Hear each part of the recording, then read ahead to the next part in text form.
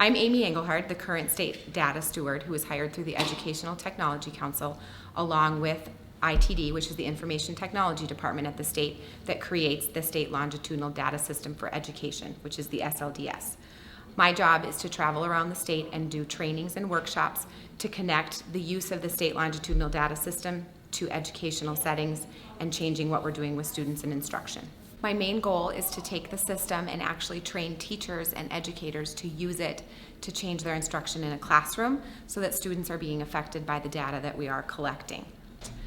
Today here at Grand Forks we had a SLDS 201 class, which means that I brought them into the State Longitudinal Data System, taught them some basic reports and things like that, but then took it a step further and actually walked them through some things that they could be using the data for, not just accessing the data. Because what I'm seeing is that we're really great at collecting data, really great at accessing data. We're not as great yet at using the data to change what we're doing within our educational systems. One of the things that we did today was take some NWEA MAP scores for reading and took a 10th grade current events class and sorted them according to their Lexile scores.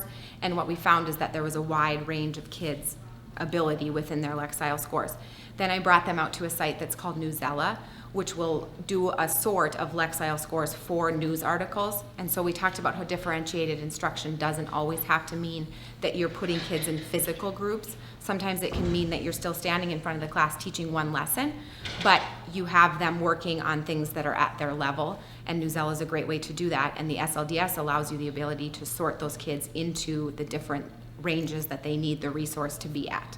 This example kind of walks through the wheel at the same time, just so you can see that when this works, everybody feels good about life. So we're going to ask a question. Newsela looks like this. I'll get you there, I promise. Okay, we're going to ask a question. Which article level should each student read based on each student's Lexile score? This is a 10th grade example, by the way. I need to accumulate my fall of 2014 MAP reading. This time the data was there, so I was able to go to fall of 2014 for it. Okay, I'm going to go to my NWEA teacher report in SLDS to access it. I know I need to pick reading survey with goals. I know I need to pick fall.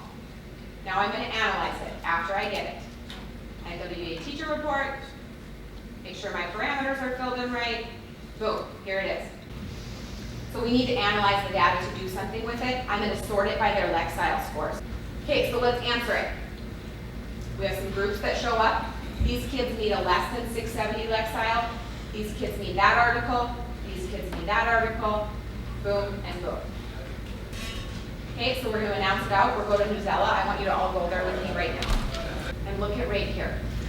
Here are those Lexile ranges that I had just grouped my kids according to, right here. So watch the article.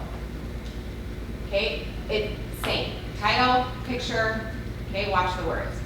Right now I'm at a 1200 Lexile. I'm going to go down to that 670 Lexile. Yeah.